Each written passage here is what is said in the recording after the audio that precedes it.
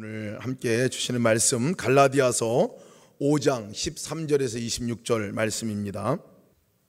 갈라디아서 5장 13절에서 26절 말씀 저와 여러분이 함께 교독해서 읽겠습니다. 형제들아, 너희가 자유를 위하여 부르심을 입었으나 그러나 그 자유로 육체의 기회를 삼지 말고 오직 사랑으로 서로 종노릇하라.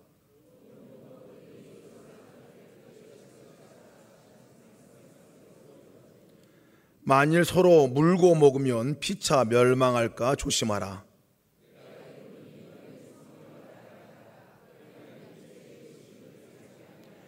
육체의 소욕은 성령을 거스리고 성령은 육체를 거스리나니 이 둘이 서로 대적함으로 너희가 원하는 것을 하지 못하게 하려 함이니라.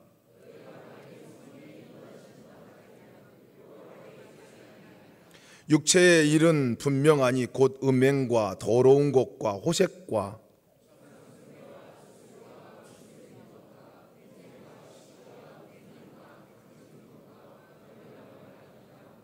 투기와 술취함과 방탕함과 또 그와 같은 것들이라. 전에 너희에게 경계한 것과 같이 경계하노니 이런 일을 하는 자들은 하나님의 나라를 유업으로 받지 못할 것이요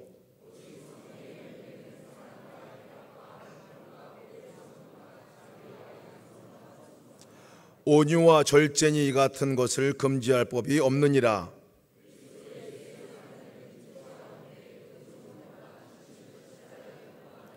만일 우리가 성령으로 살면 또한 성령으로 행할지니 헛된 영광을 구하여 서로 노엽게 하거나 서로 투기하지 말지니라. 아멘. 아멘. 네. 오늘 수요예배 나오실 때 어떤 마음으로 나오셨는지 모르겠습니다. 아마 은혜를 오늘 충만하게 받기를 원하는 마음으로 나오셨을 것 같아요. 그래서 정말 은혜 주시는 하나님을 기대하는 마음으로 나오셨을 것 믿습니다. 네, 분명히 하나님께서 그렇게 은혜를 주실 거라 믿습니다. 그런데 저희가 은혜를 막 받으려고 막 애쓰고 노력하지 않아도 괜찮을 것 같습니다. 네, 은혜를 막 받으려고 집중해서 듣고 막 그렇게 안 하셔도 괜찮을 것 같아요. 오직 그냥 우리 안에 거하시는 그 주님께 집중했으면 좋겠습니다. 아마 주님께 집중하는 것이 더 분명한 은혜를 우리가 누리는 기회가 될 것 같고요. 주님께 집중하는 것이 더 분명한 하나님의 음성을 듣는 기회가 될 것 같습니다. 오늘 하나님께서 그렇게 친히 말씀하실 줄 믿습니다. 저희가 3주간 이렇게 자유하라 하는 제목의 말씀으로 함께 나누고 있습니다. 우리 갈라디아서 말씀을 통해서 그 말씀을 나눴는데 첫 시간에 1장부터 3장 중반까지 말씀을 나눴습니다. 갈라디아 교인들이 다른 복음, 예수님이 아닌 다른 복음, 예수님으로 충분치 않다 플러스 알파 다른 복음, 율법의 행함으로 구원을 얻으려고 하는, 노력으로 그렇게 자기들이 열심으로 구원을 얻으려고 하는 갈라디아 교인들을 향해 지적한 바울 사도의 그 지적함을 또 가슴 아픈 이야기를 저희가 함께 나눴습니다. 오직 예수 복음으로 사는 것이 생명에 이르는 길이다 하는 것들을 함께 나눴습니다. 두 번째 시간에 나눴던 것은 우리 3장 중반에서 4장 말씀까지 우리가 하나님의 자녀인데 어찌 다시 종같이 살려고 하냐 하는 말씀이었습니다. 어찌 노력하고 애쓰고 힘써서 또다시 뭔가를 인정받고 무엇을 얻으려고 하는 이 종과 같은 삶을 다시 살려고 하느냐. 자녀면 자녀답게 살 수 있는 삶, 그거 진정한 자유자의 삶이다 하는 것들을 말씀을 나눴습니다. 5장 1절 말씀 보면 이렇게 말씀하고 있습니다. 그리스도께서 우리를 자유롭게 하려고 자유를 주셨으니 그러므로 굳건하게 서서 다시는 종의 멍에를 매지 말라 하시는 말씀. 오늘 5장 6장 말씀 이제 시작하는 말씀의 첫 절 말씀이기도 합니다. 다시는 종의 멍에를 매지 말라, 자유자의 삶으로 살아가라 하는 그런 말씀이었습니다. 첫째 시간과 둘째 시간들을 이렇게 말씀을 증거하고 나서 아마 이런 질문들이 마음에 들었을지도 모르겠습니다. 우리가 노력해서 구원을 이룰 수 있는 것도 아니고 오직 십자가의 은혜로만 우리가 구원을 얻는 것이라면 그럼 내가 할 것이 무엇인가? 열심히 하는 것이 다시 종된 삶으로 묶이는 종의 멍에를 매는 삶이라면 그렇다면 자녀는 어떻게 살라고 하는 말인가? 예수님을 바라보라고 하는데 예수님만 바라보면 되는 것인가? 예수님 바라보고 나서 아무것도 하지 않고 그냥 있는 거 그렇게 살라는 말인가? 자유자라고 했는데 자유자라면 그냥 마음껏 살면 되는 거 아닌가 하는 이런 질문들이 아마 들 수도 있을 것 같습니다. 또 몇 번 분들이 그런 질문도 하기도 합니다. 5장 6장 말씀은 이 질문에 관한 해답이기도 합니다. 예수 복음으로 살아가는 사람의 삶은 어떤 삶을 살아야 하나? 하나님의 자녀로 살아간다는 삶, 진짜 자유자로 우리를 부르신 그 삶으로 살아가는 삶은 어떤 삶인가 하는 것에 대해서 이 5장 6장에 분명하게 바울 사도가 얘기해 주고 있습니다. 역사적으로 볼 때나 또 갈라디아 교회 안에 보면 크게 두 부류의 사람들이 있어요. 첫 번째는 율법주의자들입니다. 우리 갈라디아의 가장 큰 문제였죠. 율법을 철저히 지킴으로, 아주 철저히 지킴으로 구원을 얻으려고 하는 율법주의자들이 있어요. 근데 그와 반면에 또 다른 측면에서 내가 예수 그리스도를 믿고 구원받았으니까 이제 자유자가 됐으니까 진짜 자유롭게 살아야 되는 거 아니냐. 자유롭게 죄와 사망에로부터 구원받고 과거 현재 미래의 모든 죄가 용서받았으니까 내가 마음껏 살아도 되는 거 아니냐. 이렇게 살아가는 도덕 폐교론자들, 그리고 정말 마음껏 살아가려고 하는 부류의 사람들도 있습니다. 두 부류가 다 사실은 이단 그룹에 속하는 부류입니다. 아마 두 번째 그룹은 우리가 너무 잘 알고 있는 구원파가 대표적인 예입니다. 구원파가. 제가 세월호 사건이 일어나고 나서 이해가 안 가는 부분이 그분들, 이 당사자들, 선장을 비롯한 당사자들이 뭐 죄책감을 느낀다거나 아주 극심하게 이렇게 사과를 한다거나 뭐 이런 게 없는 걸 보고 어떻게 저럴 수 있을까? 이렇게 처음에 막 분노가 일어나기도 했었습니다. 근데 나중에 알고 보니까 그분들이 구원파다 하는 얘기를 듣고 그러면 그렇지 그렇게 했습니다.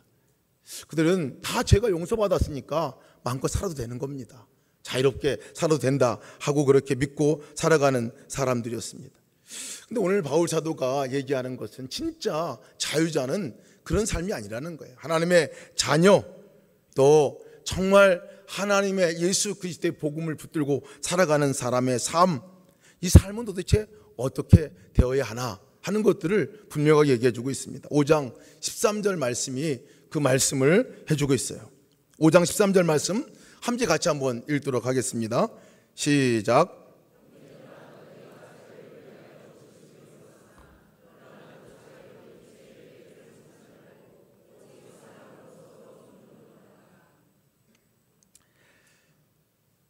오직 사랑으로 서로 종노릇하라 하고 말하고 있습니다. 14절 말씀은 온 율법은 내 이웃 사랑하기를 내 자신과 같이 하라 하신 말씀을 다 이루어졌나니 하고 말씀하고 있습니다. 하나님의 자녀의 삶 어떻게 살아야 되느냐? 한마디로 말하면 다른 사람을 사랑하는 삶이다 하고 바울이 분명하게 얘기해 주고 있습니다. 더 구체적으로 사랑으로 종노릇하라 이렇게 얘기하고 있습니다. 14절 말씀을 이 메시지 성경으로 다시 한번 읽어보니까 이렇게 말씀에 기록되어 있습니다. 우리가 하나님의 말씀에 대해 아는 모든 것을 한 문장으로 요약하면 내 자신을 사랑하듯이 다른 사람을 사랑하라 하는 것입니다. 이것이야말로 참된 자유의 행위입니다 라고 말하고 있습니다. 사랑하는 거죠, 사랑. 하나님의 자녀는 어떻게 살아야 되느냐? 자유자는 어떻게 살아야 되느냐? 한마디로 말하면 사랑하라 하는 말씀입니다. 왜냐하면 바로 우리 안에 와 계신, 우리를 찾아오신 예수님이 사랑이시기 때문에 그렇습니다. 율법을 완성하신 그 사랑, 생명을 내놓고 사랑하신 그 사랑이 우리 안에 와 계시기 때문에 바로 우리의 삶의 특징, 우리 삶은 사랑이다 하는 것을 얘기해 주고 있습니다. 내가 정말 하나님의 자녀답게 살고 있는지, 내가 정말 제대로 예수님을 믿고 있는지, 내가 진짜 예수님과 동행하는 삶을 살고 있는지, 그것을 뭐로 알 수 있느냐? 그것은 사랑함으로 알 수 있다는 거예요. 내 삶 가운데 사랑함이 있다. 사랑하는 것들이 내 삶 가운데 드러난다. 그러면 잘 살고 있는 겁니다. 잘 살고 있는 거예요. 요한복음 13장 34절에서 35절 말씀에 예수님께 새 계명을 주신 말씀을 해주고 있습니다. 새 계명을 너에게 주노니 서로 사랑하라. 내가 너희를 사랑한 것 같이 너희도 서로 사랑하라. 너희가 서로 사랑하면 이로써 모든 사람이 너희가 내 제자인 줄 알리라 라고 얘기하고 있습니다. 여러분, 하나님의 자녀입니까? 여러분, 예수님의 제자입니까? 아멘이죠. 아멘이죠. 예, 우리가 하나님의 자녀가 분명합니다.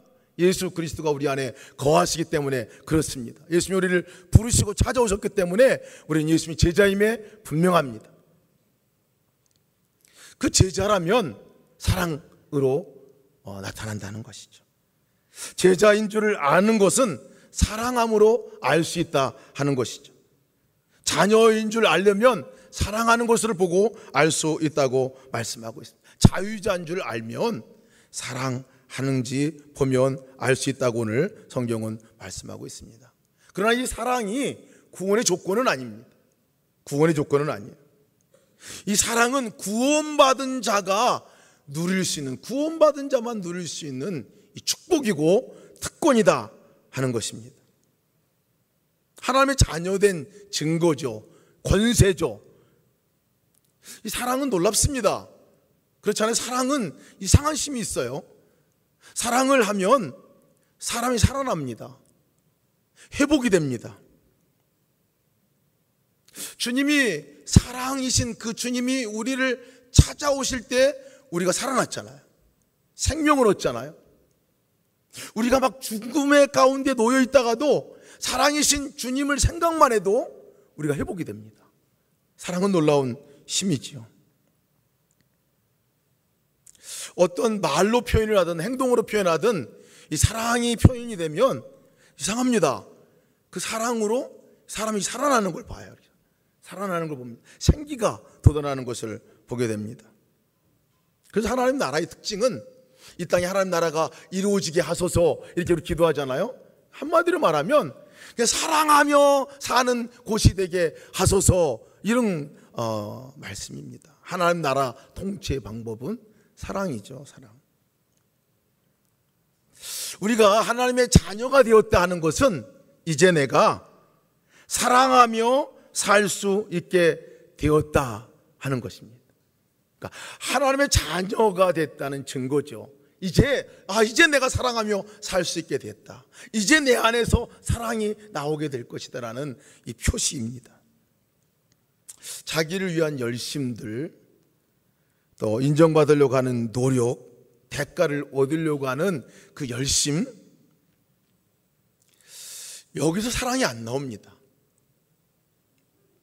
아무리 열심히 섬기고 애쓰고 노력해도 사실은 내가 무엇을 얻으려고 하는 대가, 마치 지난주 말씀 전하는 것 같이 종과 같은 삶, 내가 정말 열심히 노력함으로 인해 가지고 인정받고 내가 보상받고 대가를 얻고 그것이 나의 자랑이 되고, 이런 목적으로다가 열심을 내는 그 노력과 열심 가운데서는 사실 사랑으로 열매가 맺혀지지 않는 것을 보게 됩니다. 모든 관심이 우리에게 있을 때 그렇습니다. 잘 살펴보십시오. 내가 사랑으로 이 삶 가운데 사랑으로 표현되지 않는 것이 철저히 나를 위해서 무엇을 할 때는 절대 이 사랑이 표현되지 않습니다. 그런데 예수님을 모시고 살아가는 사람들요, 예수님을 바라보고 예수님과 함께 살아가는 사람들 특징은요, 이 사랑의 열매가 있어요. 왜 그러냐면 예수님을 바라볼 때, 예수님께 관심이 갈 때 예수님께 삶의 중심이 옮겨질 때 자연적으로 우리 안에 사랑이 이렇게 흘러나오는 걸 보게 됩니다. 노력해서가 아니라. 그리고 보면 사랑은 막 하려고 노력한다고 막 터져나오는 것이 아니라 사랑의 근원 되신 그분을 바라볼 때 이 사랑이 나오는 것 같아요. 여러분 그렇지 않아요? 부부싸움을 하고 나서 막 부부싸움 하면요 막 마음에 분노가 막 일어나고 그러지 않습니까? 서운한 마음, 섭섭하고 억울한 마음 막 이런 거 들다가 그리고 막 잘못한 거 막 보이잖아요. 정상적인 겁니다. 이게 정상적인 거예요. 그런데 이상한 거는 그것을 그 마음을 주님께 가지고 나가면 바뀌어요. 마음이. 예수님 정말 서운합니다. 어쩌면 그렇게 내 아내가 그렇게 할 수 있어요? 이렇게 막 따지잖아요. 그러면 결론은 뭐냐면 꼭 주님이 하시는 말씀이 네가 잘못했다고 해라. 네가 먼저 잘못했다고 해라. 그래서 이 얘기 듣기 싫어가지고 아예 기도도 안 하는 사람도 많아요. 예. 그렇잖아요. 여러분 이상해요. 하나님 가지고 나가면 꼭 하시는 말씀이 사랑으로 결론이 나요. 다른 사람이 분명히 잘못했는데 결론은 내가 잘못했다고 끝나요. 그리고 사랑한다고 고백하는 것으로 끝나는 것을 보게 됩니다. 사랑이시기 때문에 그렇습니다. 예수님이 사랑이시기 때문에. 저희 안에 사랑이 터져나오지 않는다. 그것은 그 사랑이신 주님께 우리의 시선이 집중되지 않을 때 다행히 일어나는 현상이죠. 종같이 살지 말라, 열심으로 하지 말라, 뭐 이런 말은요 행동하지 말라는 얘기가 아닙니다. 내 계획과 내 의지, 내 열심, 나를 위해서 대가를 받으려고 뭐를 인정받으려고 거기에 목매지 말라는 얘기입니다. 거기에 목매지 말라는. 그럴 때 사랑으로 결론나지 않는다는 것입니다. 사실 우리가 우리 스스로가 누군지를 잘 알 필요가 있습니다. 내 노력으로 다 사랑이 막 이렇게 터져 나오나요? 제가 부흥회 세미나 끝나고 나면 대부분 결심들을 합니다. 결단들을 하고 이제부터 정말 사랑하며 살겠다. 특히 영성일기 세미나나 제자훈련 세미나 보면 사랑으로 사는 삶 이렇게 강의 듣고 나면요, 뭐 참석하신 분들이 결단을 엄청 해요. 사랑만 하며 살아야지 하고 이렇게 나가거든요. 근데 여러분 그렇게 될까요? 안 됩니다. 사랑하려고 막 애를 씁니다. 애를 써요. 그러면 이제 이전에 한 번에 터질 게 좀 늦게 터지긴 합니다. 딱 화를 돋구면 꾹 눌러놓습니다. 사랑해야지. 딱 참아요. 두 번째 또 강도가 좀 센 거로 오면 또 눌러놔요. 누릅니다. 세 번째 이게 오면 좀 시리어스하게요 터집니다. 이게 터지는데 강도가 3배 이상으로 터져요. 차라리 첫 번째 올 때 그냥 터지는 게 낫지 3번 참다 터지면 애 죽습니다. 반 죽어요. 저희의 사랑의 노력의 정도가 그런 것 같아요. 뭔가를 해보려고 막 애쓴다고 사랑이 되느냐? 이게 잘 안 돼요. 우리 노력과 우리의 힘으로 안 된다는 것을 알아야 됩니다. 이것이 첫 출발이에요. 여러분 작심삼일이라는 말 우리가 많이 쓰잖아요. 뭘 해보려면 더 안 돼요. 가족끼리 우리 한번 여행 가서 잘 한번 지내보자. 그리고 시간도 내고 막 돈도 투자해가지고 가면 이상하게 싸워요. 대판 뒤집어지고 옵니다. 이상하잖아요. 이상해요. 우리가 뭐를 한다고 해서 이게 잘 되는 게 아니더라고요. 조금 잘 되면요 마음이 쫙 교만한 마음이 들어와요. 조금 안 되면 또 우울한 마음이 들어와요. 열등감이 확 빠집니다. 사실 우리의 열심에는 소망이 없는 것 같습니다. 우리로부터 선한 것이 나올 것이다. 아예 기대를 그냥 안 하는 게 좋을 것 같습니다. 아직까지 나는 내가 할 수 있는 만큼 할 수 있어 이렇게 생각하고 계신 분들 빨리 포기하시는 게 건강에 좋습니다. 빨리 포기하시는 게. 우리의 노력과 우리의 힘으로 간 한계가 있습니다. 한계가 있어요. 예수님 없이 나 혼자 그 일들을 해나가는 데는 분명한 한계가 있어요. 오늘 성경은 그것을 육신의 소욕이라고 말합니다. 육신의 소욕이 뭐 엄청나게 잘못된 거 내가 품고 그거 가지고 나가는 것을 육신의 소욕이라고 말하는 게 아니라, 오늘 성경에서는 예수님 없이, 그냥 성령님 없이 내가 내 뜻과 내 의지대로 하는 것들을 육신의 소욕이라고 이렇게 얘기를 하고 있어요. 17절의 말씀에 육체의 소욕은 성령을 거스리고 성령은 육체를 거스리나니 이 둘이 서로 대적함으로 너희가 원하는 것을 하지 못하게 하려 함이니라. 너희가 만일 성령의 인도하시는 바가 되면 율법 아래 있지 아니하니라. 우리를 그냥 놔두면요, 성령님이 우리를 이끄시도록, 예수님이 나를 이끄시도록, 또 내 안에 계신 예수님을 바라보는 삶이 안 이루어지면 그냥 자연스럽게 육신의 소욕에 따라서 살아갈 수밖에 없다 하는 말씀입니다.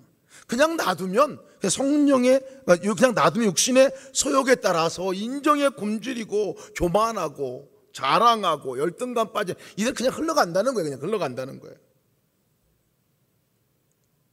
여러분, 밭을 이 잡초밭으로 만드는 방법이 있습니다.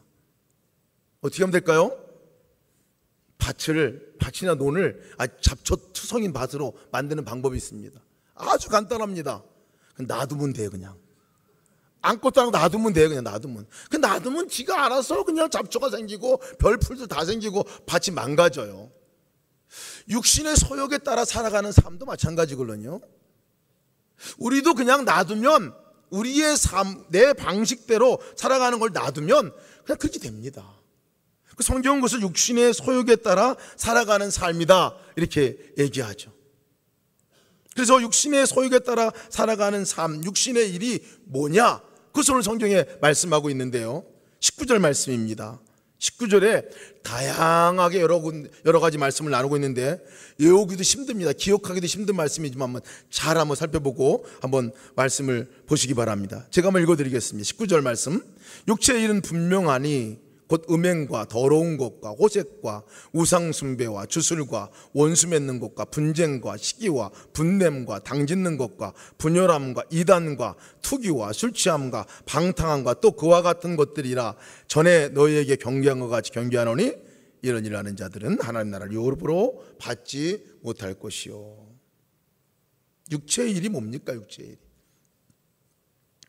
육체의 일은 막 내가 뭐를 노력하고 가지 않아도 자연스럽게 이루어지는 일이 육체의 일입니다. 자연스럽게. 하나님이 없는 상태에서, 예수님이 계시지 않은 상태에서 성령님을 따라가지 않는 그냥 그 상태 그대로 놔두면, 의지적으로 바라보지 않고 놔두면 그냥 육체의 소욕에 따라 살아가게 된다는 걸 말합니다. 나머지는 열매죠. 그 열매들이 이렇게 맺혀진다는 것을 얘기해 주고 있습니다. 그러니까 사실 예수님이 없는 삶은요, 그런 삶이에요. 그 열매를 맺는 삶을 살아갑니다. 그러나 예수님이 찾아오셨잖아요. 그 삶으로부터 우리를 건져내기 위해서 찾아오신 거잖아요. 내가 옳은 대로, 내 소견에 옳은 대로 살아가려고 하는 육신의 소욕에 따라 살아가는 그 삶으로 나를 건져내기 위해서 주님이 오셨죠. 성령님으로 지금 와 계신 거죠.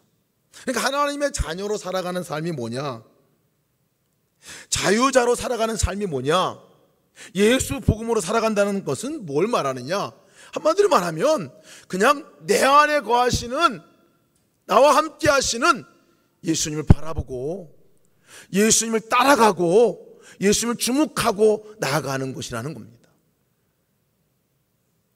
저는 두 분의 전도사님에게 큰 사죄를 한 일이 있습니다.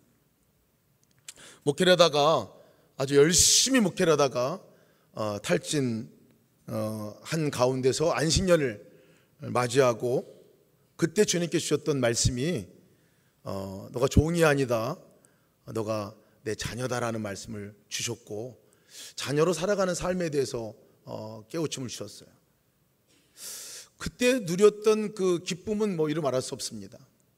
그런데 그때 하나님이 생각나게 하셨던 두 분이 계셨어요. 제가 은혜를 깨닫고 나니까요, 하나님의 은혜를 깨닫고 나니까 너 종같이 살지 말고 왜 종같이 살려고 하냐, 넌 종이 아니라 하나님의 자녀다 라는 이 말씀 앞에 섰을 때 저의 그 놀라운 자유함이 임했지만, 한편으로는 그 이전에 내가 사역했던 사역의 생각이 난 거예요. 제가 교육 목사로 섬길 때의 일입니다. 두 분의 전사님과 함께 사역을 같이 했습니다. 하나님의 은혜로 목회를 한 것보다 제가 열심으로 목회를 했습니다. 아주 열심으로 목회를 했어요. 계획도 많았습니다. 그래서 아침부터 저녁 늦게까지 정말 열심히 했어요. 근데 하나님을 의식하고 생각하고 하나님과 같이 하는 목회는 아니었습니다. 그래서 모든 평가의 기준이 뭐였느냐면 잘하느냐 못하느냐였습니다. 이 일을 해내느냐 못 해내느냐, 목표를 이루었느냐 안 이루었느냐가 거의 모든 판단의 기준이었습니다. 저도 열심히 했기 때문에 열심히 하지 않는 모습을 보면 참을 수가 없는 거예요. 돌아보니까 화를 굉장히 많이 냈던 것 같습니다. 사랑이라는 것은 거의 그렇게 찾아보기 어려웠던 것 같습니다. 사랑의 열매보다는 사역은 잘 되는 것 같았어요. 열매는 있었던 것 같습니다. 그런데 정말 사랑하는 사랑의 모습이 많지 않았던 것 같아요. 예수님은 계시지 않았던 것 같고 은혜는 없었던 것 같았습니다. 정말 생각해 보니까 정말 무서운 일이더라고요. 그런 저와 함께 사역했던 두 분이 생각이 났습니다. 얼마나 실망도 많이 하고 얼마나 상처를 많이 받았을까. 훈련을 마치고 나서 두 분에게 가서 사죄하라 하는 말씀을 주셔서 이제 한국으로 복귀해가지고 한 분을 만났습니다. 만나서 정말 내가 잘못했다 하고 해결했습니다. 용서해달라고 말했습니다. 왜냐하면 저 때문에 마음고생 무지하게 많이 했거든요. 일 못하면 일 못한다고 엄청 야단치고 했던 그 시절이었기 때문에 그렇습니다. 어렵사리 그 전사님이 그때 괜찮다고, 자기가 더 잘못했다고 그렇게 얘기를 하고 일단락 마쳤습니다. 문제는 한 분이 문제입니다. 한 분은 수소문을 찾아봤더니 미국에 가 계셔서 찾아갈 수가 없어가지고 그냥 기다릴 수밖에 없었습니다. 그런데 2년 전에 저희 교회에서 예수님의 사람 제자훈련 세미나 할 때 그분이 참석을 하셨어요. 과정에 오셨습니다. 찾아뵙고 제가 말씀을 들었습니다. 그때 일을 용서해달라고 얘기를 했습니다. 그때 이 전사님이 바로 예 라고 대답을 안 하시더라고요. 그러면서 똑같은 말씀을 하셨어요. 괜찮습니다. 저도 그때 너무 잘 못했죠. 사과를 받아주시고 그 이후에 영성의 제자훈련 세미나도 오시고 귀한 교제를 함께 나누고 있습니다. 그때는 굉장히 잘한 것 같았거든요. 사역할 때는. 그런데 가장 가까운 동역자에게 엄청난 실수, 잘못을 저지르며 살 수 있다는 것을 잘 바라보지 못했던 것 같습니다. 열심히 한 것이 내 소견대로 옳은 대로 한 것이 치명적인 것이 될 수 있다는 것입니다. 무서운 일이죠. 사랑은요, 내 힘으로 내 삶 가운데서는 안 나오는 것 같습니다. 성령을 따라 행할 때만 사실 사랑이 우리 안에 나오게 됩니다.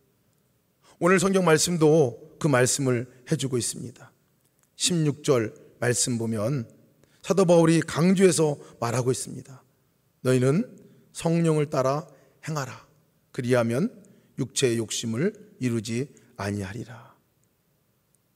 육체의 소욕은 성령을 거스리고 성령은 육체를 거스리나니 이 둘이 서로 대적함으로 너희가 원하는 것을 하지 못하게 하려 함이니라. 너희가 만일 성령의 인도하시는 바가 되면 율법 아래 있지 아니하리라. 성령을 따라 행하라 하는 것을 말하고 있습니다. 진짜 저희가 진짜 사랑할 수 있는 것은 우리 의지 가지고 되지 않습니다. 성령을 따라 행할 때에 우리 안에 거하신 성령님을 바라보고 그분이 뭐라고 말씀하시는지를 듣고 그대로 행하는 것이 바로 사랑의 열매를 맺는 길이다 하고 성경은 얘기하고 있습니다. 우리 22절 말씀 한번 같이 보면 좋겠습니다. 성령의 열매에 관한 부분들입니다. 같이 한번 읽을까요? 22절 시작. 오직 성령의 열매는 사랑과 희락과 화평과 오래 참음과 자비와 양성과 충성과 온유와 이 같은 것을 금지할 법이 없느니라. 아멘. 이것을 메시지 성경에서 다시 보니까요, 이것을 풀어서 설명을 해놨습니다. 성령을 따라 살아가는 사람이 어떤 삶을 살게 될 것인가에 관한 삶을 얘기하고 있죠. 그러나 우리가 하나님의 방법대로 살면 어떤 일이 일어날까요? 과수원에 과일이 풍성하게 맺히는 것처럼 하나님께서 우리 삶에 여러 가지 선물, 다른 사람들에 대한 호의, 풍성한 삶, 고요함 같은 것들, 그런 것들을 풍성히 주실 것입니다. 또한 우리는 끝까지 견디는 마음과 긍휼히 여기는 마음과 사물과 우리는 충성스럽게 헌신하고 사람들 속에 기본적인 거룩함이 스며 들어있다는 확신을 갖게 될 것입니다. 우리는 충성스럽게 헌신하고 우리가 살아가는 방식을 강요하지 않으며 우리의 에너지를 슬기롭게 모으고 관리할 수 있을 것입니다. 여러분, 우리가 성령의 열매를 맺는 삶을 갈망합니다. 이 성령의 열매가 우리 가운데 맺혀지기를 원합니다. 그러면 여러분, 이 성령의 열매를 맺는다는 거, 사랑으로 우리가 살아갈 수 있는 삶을 산다는 것은요, 너무나 간단한 데서 출발을 합니다. 우리의 스스로에서부터 나올 수 없다는 것, 우리가 스스로 사랑하며 살아갈 수 없다는 것들을 인정하면요, 바로 우리 안에 거하시는 주님이 바라보게 됩니다. 주님이 우리 안에 계시고 성령이 우리 안에 거하시는 것들을 바라보면 다른 것 같아요. 달라집니다. 달라져요. 생각도 달라지고요, 태도도 달라집니다. 사역도 달라지는 걸 보게 됩니다. 기도할 때 기도의 자리 나가서 막 기도로 열심히 부르짖고 기도할 때와 그냥 앉아서 예수님, 내가 뭐라고 기도할까요? 하고 묻고 기도할 때하고는 너무나 다릅니다. 주님께 묻고 기도할 때는 주님이 내 안에서 주시는 기도 제목이 있어요.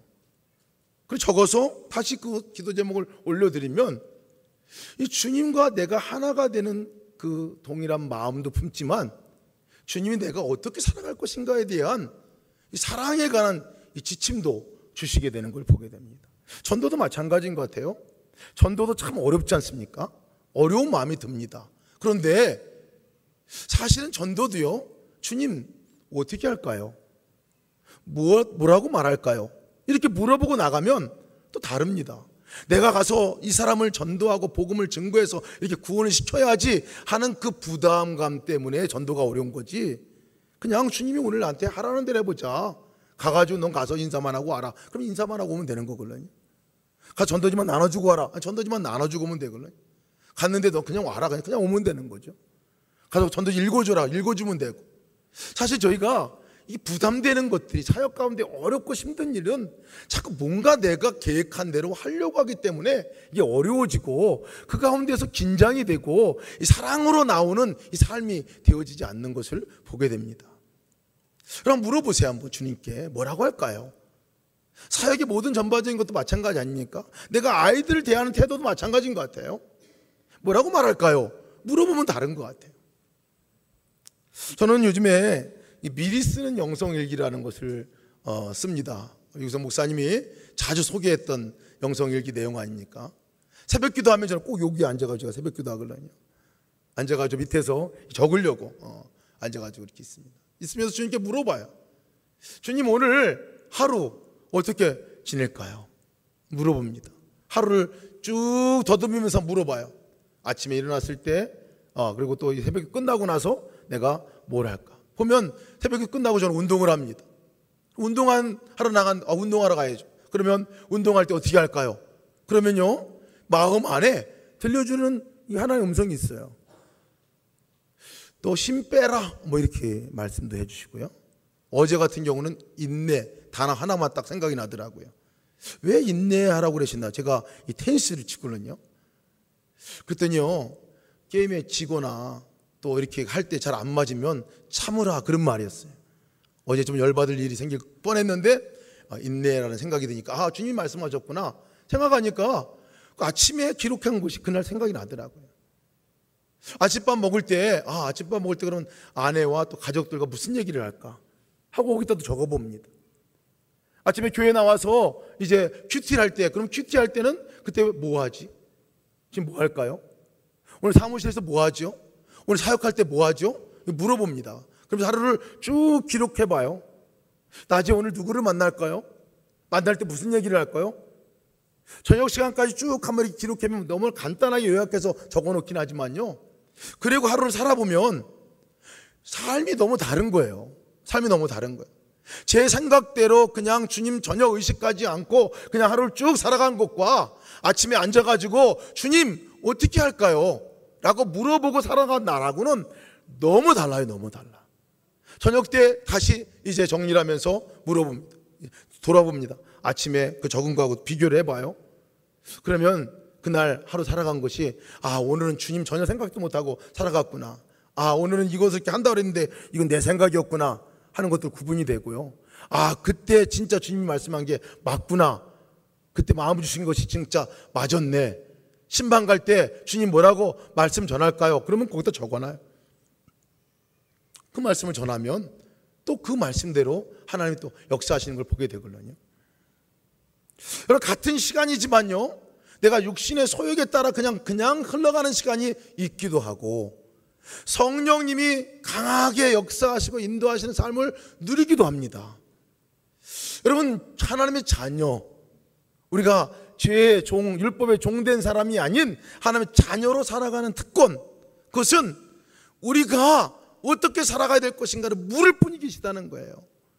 사랑 자체이신 그분에게 물으면 그분이 어떻게 사랑할 것이냐, 어떻게 사랑하며 살 것인가에 대해서 방법을 알려주신다는 겁니다.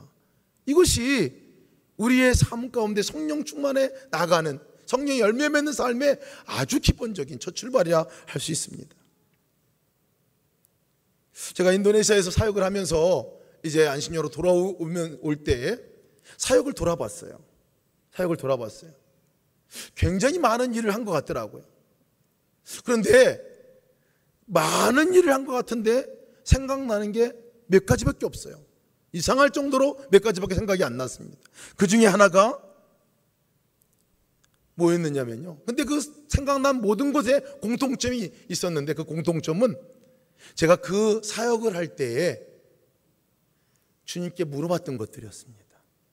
그리고 주님이 내 안에 생각을 주시고 그렇죠, 이렇게 응답하고 했던 일, 이 일들만 생각나더라고요. 그렇게 많이 한 것 같았는데 실제 적어보려고 하고 기억해보려고 하고 그것만 생각이 나는 거예요. 그 중에 하나가 음식을 나눠주는 일을 하나님께서 하게 하신 일이 기억이 났습니다. 가장 먼저 생각난 게 그거였어요. 제가 학교를 왔다 갔다 오고 하면서 이 다리를, 고속도로 위에 있는 다리를 항상 지내야 되는데 보니까 다리 위에 그 노동자들이 많이 살고 거기 있는 거예요. 삽 하나 들고 시골에서 일하러 오신 노동자들이 있는데 그곳에 와가지고 거기서 이제 밤새도록 있다가 누가 불러가면 가서 불려가서 거기서 일하고 오고 하루 뭐 몇 푼 안 되는 돈 받고 살아가는 거죠. 현금을 받고 살아가죠. 그리고 그걸 가지고 시골 가서 이제 애들 학비도 내고 이렇게 하는 그런 분들이셨거든요. 근데 하루 종일 일해도 있어도 뭐 한 건의 일도 없는 경우가 허다합니다. 근데 그분들이 거기서 자요. 한 30여 명 되는 분들이 자는 거예요. 제가 볼 때 참 불쌍하다 그런 마음은 들었어요. 그러나 제가 뭐를 하고 싶은 마음은 들어보지는 않았거든요. 그런데 어느 날 이슬람 사람들이 그 르마단 금식기도 기간 동안에, 라마단 금식기도 기간 동안에 저녁마다 와가지고 음식을 나눠주는 거예요. 음식을 나눠주더라고요. 제가 그래서 감동이 됐어요. 저분들 대단하다. 저렇게 음식을 저분들에게 나눠주니까 참 저분들이 굉장히 고마워하겠다, 그런 마음이 들었거든요. 그러면서도 저는 제가 하겠다는 생각은 한 번도 해본 적이 없었어요. 근데 그 40일이 끝나고 나서요, 1년을 더 지켜봤는데 40일 동안만 하더라고요. 나머지 날은 하루도 누가 하는 사람 못 봤어요. 그래서 제가 지내다가 어느 날 지나가다 하나님께 그렇게 물었어요. 하나님, 저분들 참 불쌍한데, 저분들 참 누가 음식을 좀 나눠주면 좋겠는데 다 끝났습니다. 이렇게 제가 그런 마음을 이렇게 하나님께 아뢰었거든요. 그때 하나님 저한테 주셨던 마음이 뭐냐면, 그럼 네가 나눠줘라 하는 마음이 드는 거예요. 그래서 예? 그랬습니다. 저는 주 전공이 그거 아니기 때문에 저는 생각도 못했어요. 그런데 네가 나눠주라는 마음이 들었어요. 그래서 또 물었습니다. 어떻게 해요? 저기 슈퍼마켓 있잖아, 가서 빵하고 우유 사다 주면 되잖아. 그날은 빵하고 우유를 사다가 나눠드렸어요. 그래서 집에 갔습니다. 집에 가서 아내한테 제가 이 얘기를 했습니다. 그때 아내가 하는 얘기가 며칠 지나고 나서군요. 며칠 지나고 나서 하나님이 자기에게 주신 마음이 있는데 빵이 아니라 따뜻한 밥을 나눠주라고 말씀하시더라 하는 마음을 받았다는 거예요. 그 다음부터는 이제 밥을 지어서 도시락을 만들어서 나눠주기 시작을 했습니다. 한 30여 명이 있는 곳입니다. 가서 음식을 나눠주고 일주일에 한 번씩 가서 만났어요. 근데 만나는 시간이 너무 기쁜 거예요. 그분들도 너무나 기쁘게 이렇게 맞이하더라고요. 어찌 보면 그 시간이 가장 행복한 시간이 아니었나 싶습니다. 그런데 사실 그 마음은 저로부터 나오는 마음이 아니었어요. 제가 계획했다면 그런 계획이 나올 수가 없어요. 왜냐하면 그 당시에 다른 사역 때문에 바쁘다 이렇게 생각을 했기 때문에 그랬습니다. 전적으로 주님이 주셨던 마음이었습니다. 그 길을 지날 때마다 그분들을 여러 번 쳐다보게 돼요. 지금도 가면 그분들을 쳐다봅니다. 인생의 하나의 획을 긋는, 뭔가 이렇게 하나님 특별한 의미에 있는 장소고 의미에 있는 사람들이고 의미 있는 시간이 저에게 되었습니다. 여러분, 하나님께서 우리 안에 거하시기에 그분께 물어보면 그분이 사랑하는 삶의 방법을 가르쳐 주시는 줄 믿습니다. 오늘도 아마 집에 돌아가시면 사랑하는 남편, 아내, 자녀들, 형제들 만나게 될 겁니다. 내가 사랑하려고 노력하고 애쓸 게 아니라 그냥 물어봤으면 좋겠어, 주님께. 왜? 그분은 사랑이시잖아요. 그분은 사랑이시잖아요. 그러니까 그분께 어떻게 하면 좋을까요? 하고 물어보면 마음에 분명한 응답이 있습니다. 생각이거나 떠오르는 생각이나 마음에 뭔가 감동이 있을 겁니다. 그럼 그대로 한번 해보시기 바랍니다. 그럴 때 비로소 그 우리 삶 가운데 사랑의 열매가 맺혀지게 됩니다. 노력한다고 맺혀지는 열매가 절대 아니더라고요. 사랑은 노력한다고 맺혀지는 열매가 아닙니다. 하나님의 자녀됨 신분이 분명할 때, 내 안에 거하시는 예수님이 임재하신 것이 분명하게 의식되고 인식될 때 비로소 우리 삶 가운데 사랑으로 살아가는 삶이 되어진다는 것이죠. 이것이 하나님의 자녀됨의 특징입니다.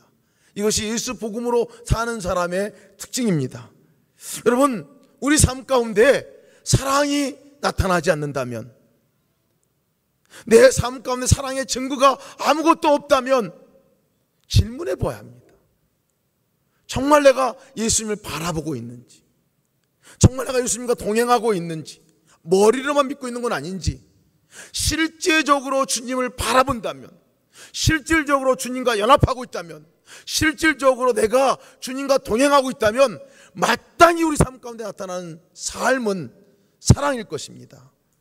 여러분, 그 사랑으로 하나님의 나라를 우리들의 가정에서, 우리가 있는 자리에서 이뤄나가시기를 주님의 이름으로 축원합니다.